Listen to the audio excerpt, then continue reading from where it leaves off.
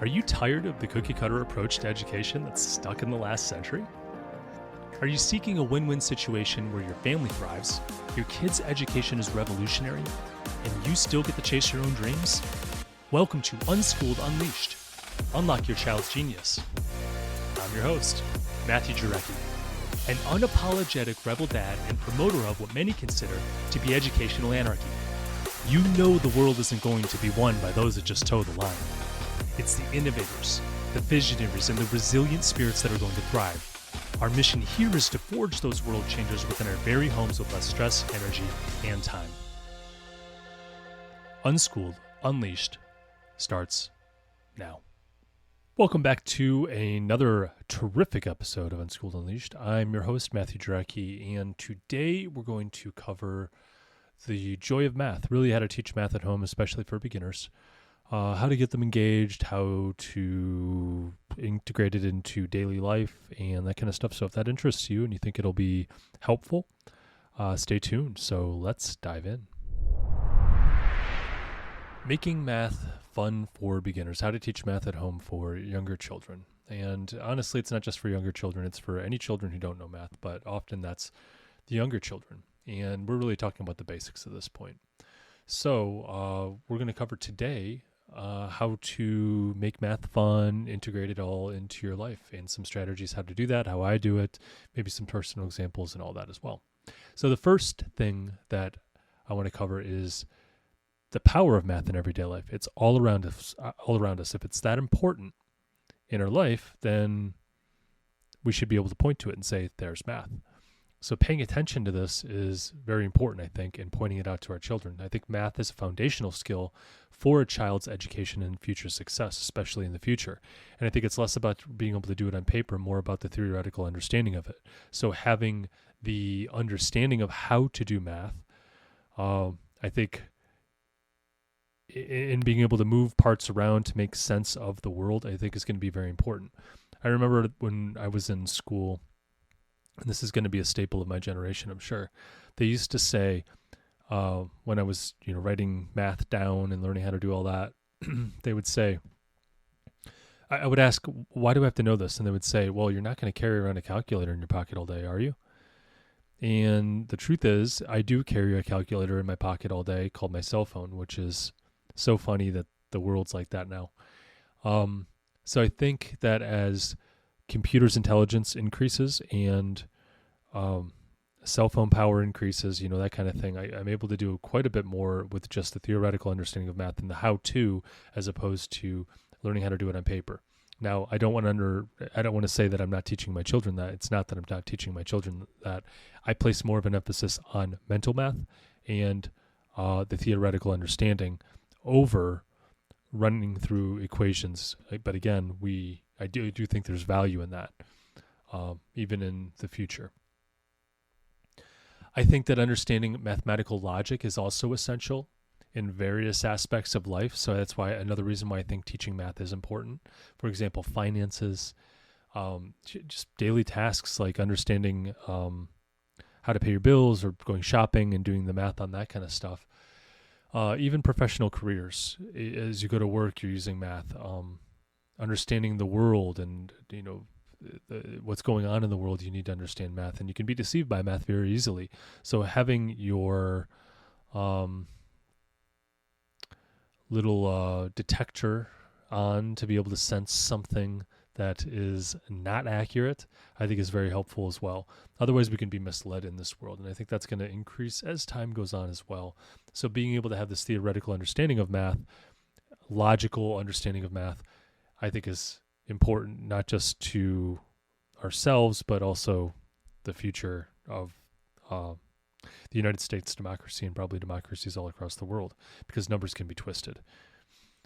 Moving on. What we want to do, as far as now we're jumping into more of the strategical aspect of how to teach math to beginners to beginners. And we need to embrace the importance of math, I think, first, because math is a universal language that's best learned as early as they're willing to learn it. So I've tried to get my kids to learn it as early as possible. And I don't use force. I just encourage them. Hopefully they're showing some signs of interest, which eventually they have, and showing the value of math along the way, to build that interest prevents resistance and fosters a long-term retention as well. If you force them, they're just not going to retain it. I know everything that was forced to me, unless it was forced over and over and over again, I really don't retain it. It was kind of a waste of time. And as far as the energy spent on forcing me to do it, my gosh, if you just make me enjoy it and pull me along as opposed to push me, it would have been a lot quicker and a lot less energy for both of us and a lot more enjoyable. So that's what I try and do with my children, is I try and pull them along by making them interested in math, because math is cool, because it explains so much about the world. So that's really my big strategy.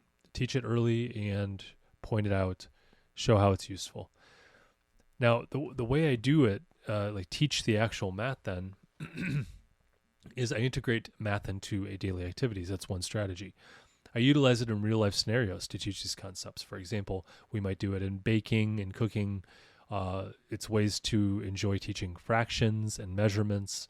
We're building an RV out of a box truck, and taking measurements in that is very helpful. And doing the math on that and explaining fractions. Money management, we do it with that because we give them 3 different jars. When they make money, they have to first go over and put 10% in the give. Then they split the rest, 50% in the spend and 50% in the save jars. And they're learning fractions, additions, and subtraction along the way with that. And they love counting their money. They love spending their money. So they're very motivated to learn this. And I don't... within reason, I really don't let them put the money in the jars unless they're actively learning how to do it themselves, because they're going to have to anyway, right? That's part of the whole thing. But my goal is to keep them, again, intrinsically motivated within, not me forcing them. So I think this is a good way, at least putting money in the jars, is a good way to teach a lot of this, because you'll say, well, you need to split this up. You need to learn fractions, percentages, all this stuff. And then you start with the basics and say, I can teach you.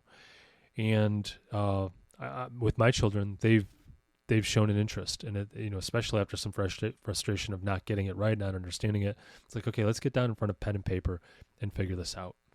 And you do that enough times, eventually they pick up on it. They're smart. They're learning machines. As far as continuing to build that intrinsic desire to learn, when they have savings goals, trust me, they want to know how much they have to spend. And you can introduce concepts like multiplication and division even within this time, because, for example, if they have a savings goal for a video game, let's say, it's $30. Well, how many months, if I save $5 a month, will it take? How many months will it take if I do 10 months? And you start to learn these concepts of multiplication and division, and the value of it, so that way they can predict something when they will get something that's meaningful to them. Therefore, it's a useful thing. It's valuable to learn, right? And that's what we're going after. And it's a daily thing. You're looking for these kinds of things. In addition, I don't know if I cover this later. I don't think I do. I want to say I cover theory very early on. I don't hold back. Once they understand the theory of something, if I find an opportunity to point out the theory of the next thing, I do point it out. For example, with math, well, it's what I'm talking about. With addition and subtraction, and then geometry and multiplication and all these things, they build on each other, right?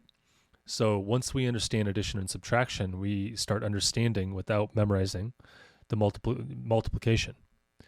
We understand the theory of multiplication, the theory of division, and we then move on to algebra and the theory of it. Not necessarily putting that down on paper at that point, but just understanding the concepts, so that way they're able to formulate an idea of what math is in their head that you're just laying the foundation for the future that you're going to be able to dive into later. And then you go over and get some practice with addition and subtraction. And eventually when they got that down, you're moving into multiplication and division. And once they got that down, then you're going into whatever you decide is next. I think that's been my strategy because that's how my brain works. I need to understand the theory behind it first. Once I got that foundation, I can move on to the next thing. And there's really no reason you can't learn theory pretty quickly. Getting the answer right on the other end is another thing. And that's why I don't do it on paper as much. You really need to focus on one thing at a time, in my opinion, to be able to learn math. Master one part, then move on to the next is what I'm saying. Anyways, so if I see, going back to integrating it with daily activities, if I see that we have a lesson here in what algebra is, I point it out and we talk about algebra or fractions or whatever it might be. Moving on, we make it a family affair. Math is a family affair. We regularly discuss and practice math at home. And we have it as a shared experience. It's kind of a fun thing to show that you know your multiplication table, or you know addition, or you know how to do something cool with math. We play games that involve math. For example, this week we played Monopoly, and I always put the person who's weakest with math, meaning the newest person learning it, they're always the banker. So they have to do the math, and then they just get in the habit of understanding how numbers work, and they intuitively start to sense what, you give them $300, they know it's 30 back when you paid $270, that kind of thing. You just start to do it in your head, and I think that's very important in the future, intuitively understanding math. That's why I also focus on the theory as well. We also do flashcard competitions for multiplication tables. That's where we're at right now. Again, I got a 10, 8, and a 5-year-old. So my oldest two are doing multiplication tables, and with this, we dive into it, and then we back off, and then we dive in again. I think this is more of an osmosis thing with periods of heavy intentional focus in on it. So we'll do timed, they'll do they'll memorize all of the, let's say, 8s. 8 times 1 through 8 times 12. And then they have to, we'll shuffle up the cards because each card has 8 times 1 through 8 times 12. And then we'll go 8 times 5, boom. They say the answer, 8 times 9. And then we just go through all the cards. Now, again, this isn't a competition between the kids because I don't necessarily try and encourage the competition between them because I want them to learn at their own pace. I want them to look at their self as their competition. So we record the best times, and then they have a goal to try and beat that. And once they got it down, they kind of know they got it down. And if they break a record, they break a personal best, we have a dance party, and they may take a couple laps around the room to celebrate. And I think that's a lot of fun. We make it just an enjoyable experience, and they're learning along the way, which is a lot of fun. Next is cultivating what I'm calling a math is cool mindset. And this is where we demonstrate how math is not just useful, but also exciting. We can figure things out. Look how we can, build something if we know more math. Look how, for the example, the box truck we're converting to an RV. If you understand algebra and geometry, then we can do interesting things that you wouldn't otherwise be able to do. So we're focusing very early on practical applications of how to do math.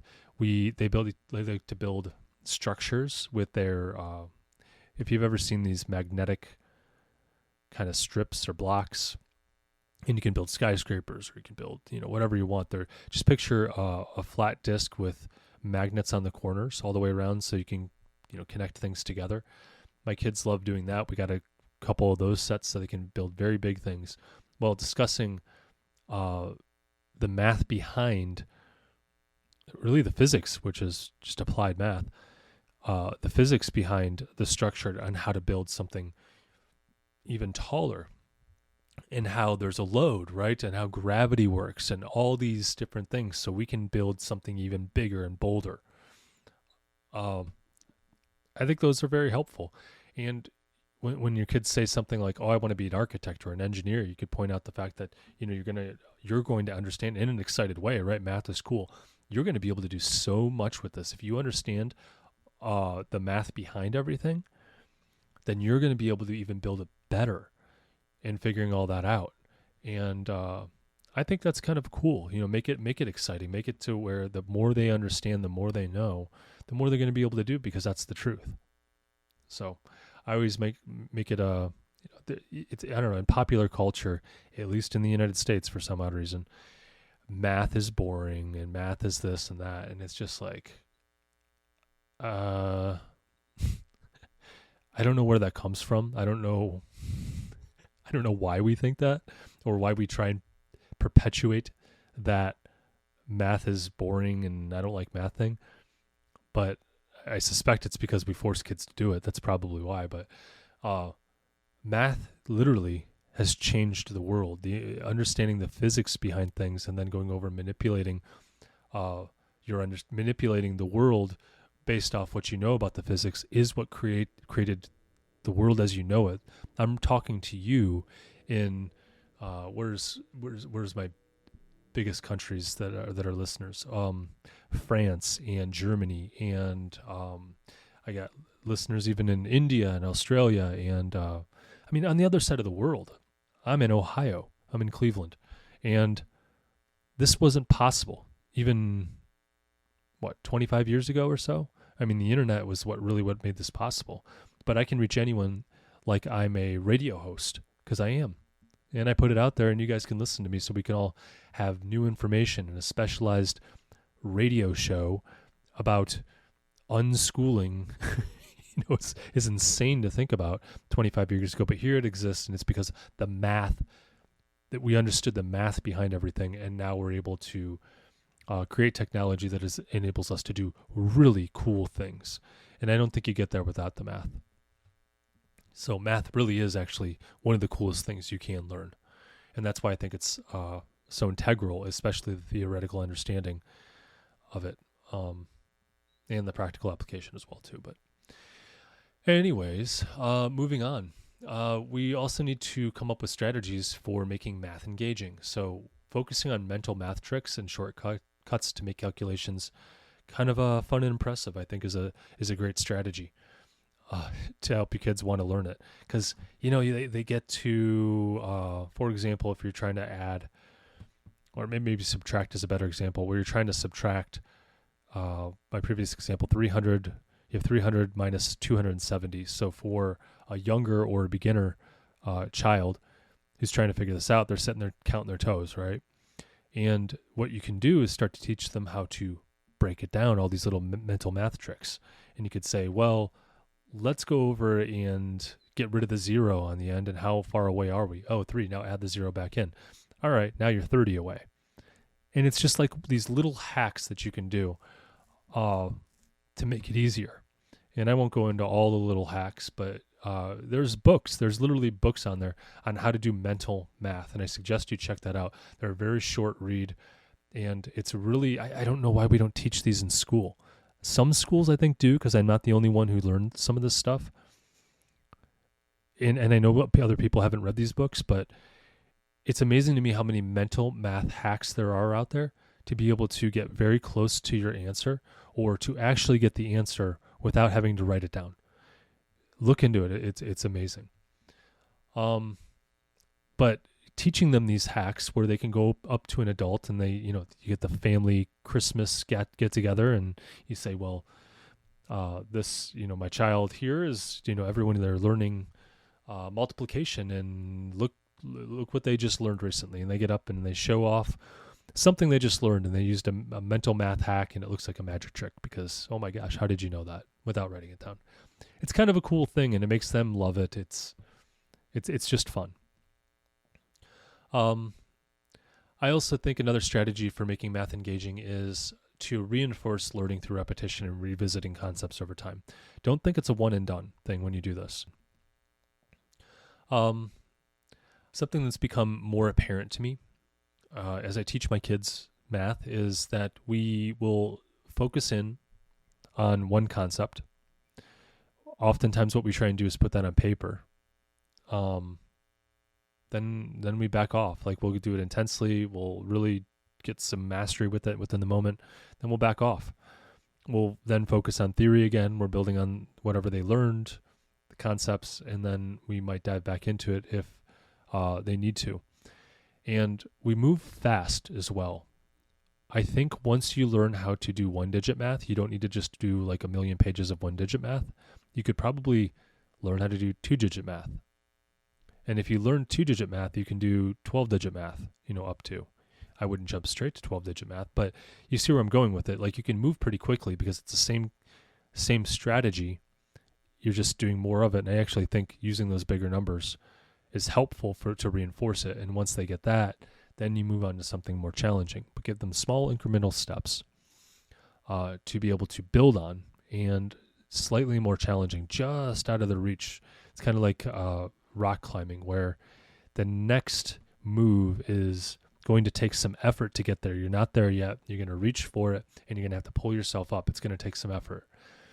It's the same way with math. Put it just out of the reach. You don't want to make it so far out that they don't even see being able to understand this or get it. Just out of the reach, and that's how you grow. Small little things. Leave it alone, and then come back. Sometimes it's just through osmosis and continuing to revisit things. I know I've showed my kids how to do math on paper multiple times. The multiplication tables we've gone over multiple times. Eventually they're going to get it, and we won't even have to revisit it. I know that's how it is for adults as well. Next is preparing for the future with math. And I like to connect math skills with real-world applications and future career aspirations. I lately covered this, like when my kids say, I want to build stuff for a living. I'm, oh, that's called an architect or an engineer. We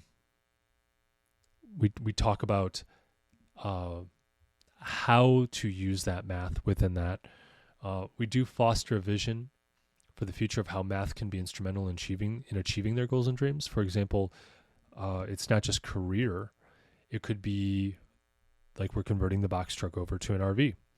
And I'm going through the math right now as I'm going over and building the 3D layout. I need to understand the math to be able to do this. And when I'm doing measurements and I'm doing, just trying to figure out all, spinning it around in my own head, I think it's important to point that out along the way to your children when you do something like that, to show this is how the world works. This is what, if you want to do anything in the future similar to this, you're going to have to know this. And they see the value of it. And we just invite them in and we teach them along the way. I don't think we have to stress too much about, doing worksheets, honestly. Like, yeah, there's a role for it, but let me just rant on worksheets for a minute. I think worksheets exist, and this is my own opinion. Maybe I'm wrong. But I think worksheets exist to send home with children so their parents can teach them. I know there's value in repetition. However, when my kid comes home and doesn't know how to do the worksheet, who does that fall on, like as far as the responsibility to teach them? They're not going to open up the book. You're going to have to sit down and explain it to them. They're not going to YouTube it, at least not at a young age, right? I think they also, if that's true, then they offload a lot of the teaching, the practical teaching that needs to happen in order to learn these concepts, because they're going to have questions. And when you're teaching 20, 30 kids at a time, that's very difficult.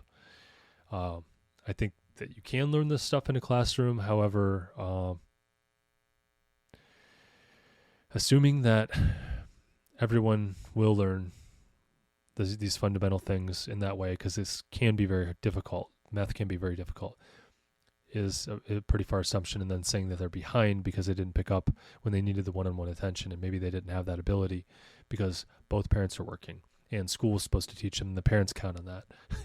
And then they come home and they're like, you're on your own, I think that's doing a kid a disservice. So just sending home worksheets and saying, do it over and over and over again, and that's how you're going to learn.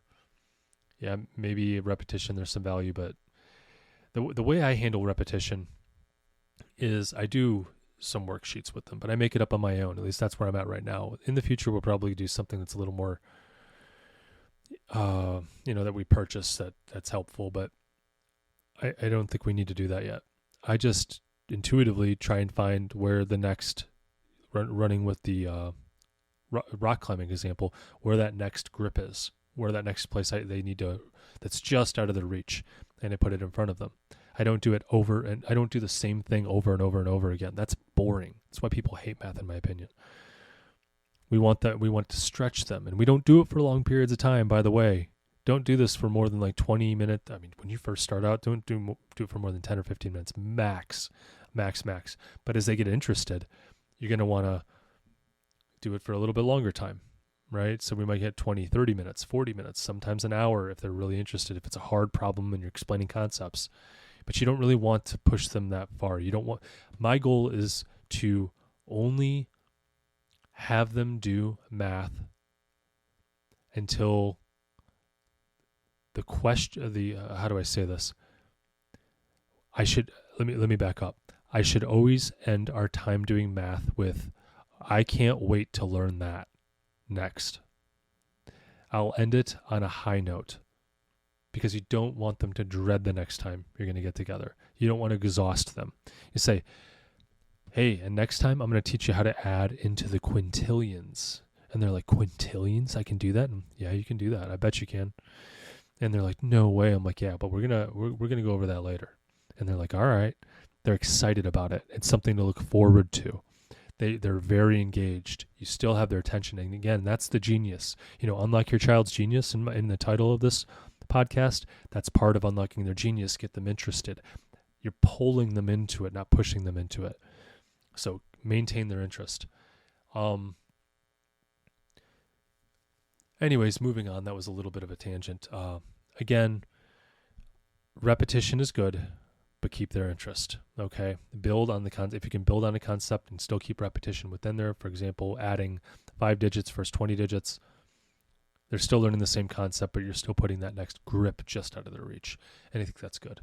And plus, it's cool to say that they're learning how to, add into the millions and billions and trillions and whatever else. Lastly, I'm going to talk about the role of parents in math education. I think the parents' involvement and enthusiasm for math is significantly impactful in the child's learning. I think you frame how math is perceived within their head at a young age. And framing it as something exciting that can be a useful tool, something that you can really change the world with, is very important, and it's true. Again, I don't know why mainstream television makes it sound, everyone hates math in television shows. It's like, and the only person that doesn't, or that likes math is kind of the nerd, or, I don't think that needs to be the case. I think there are plenty of people who like math. They just don't even know they like it. They were just forced to do it over and over again. So let's change that stereotype.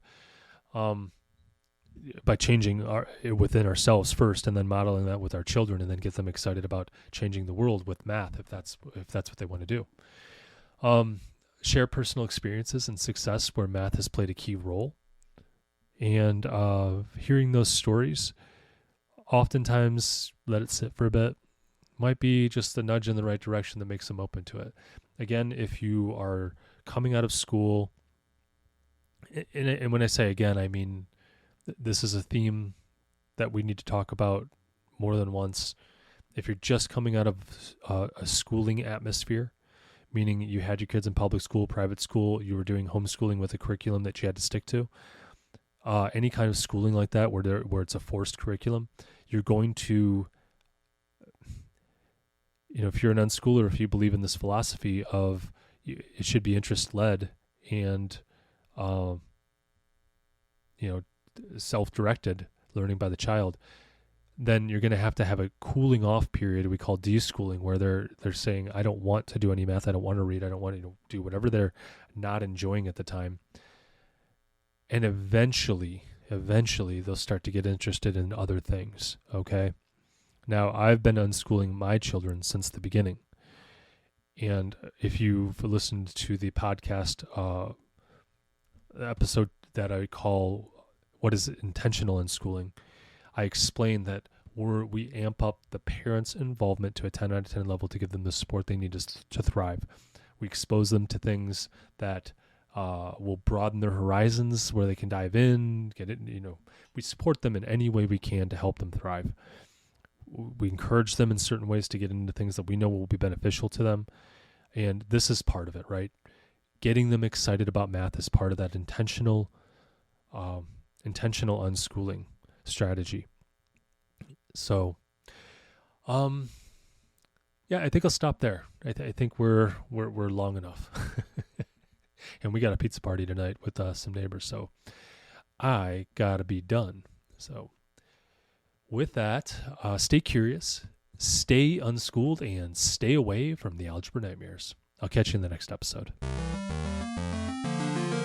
Parents, are you terrified your unschooled child isn't learning enough? Or are you a homeschooling veteran eager to level up by incorporating in unschooling principles? Maybe you're newly venturing into homeschooling and already doubting your decision. Whatever the stage, overwhelm is real, but it doesn't have to be. I'm Matthew Jarecki from Unschooled Unleashed, and I've got huge news. I'm thrilled to introduce Homeschool Rescue, Unschooled Unleashed's signature coaching package. Whether you're all in on unschooling or just dipping a toe, this tailored coaching package is your roadmap to a confident and thriving education no matter how hectic life gets. Bold moves make bright futures. Join our Homeschool Rescue coaching program through the link in the description and set your child's genius free. So here's where we roll up our sleeves and bring out the big guns. If you support our mission, then please leave a review. On Unschooled Unleashed, we are talking about using a radical approach to education in today's world, and the more 5-star reviews we have, the more people will feel comfortable with the ideas, strategies, and principles we discuss. It gives legitimacy to our message, and the podcast's algorithm prioritizes us so we can reach more people. You may even have your 5-star review read on our podcast.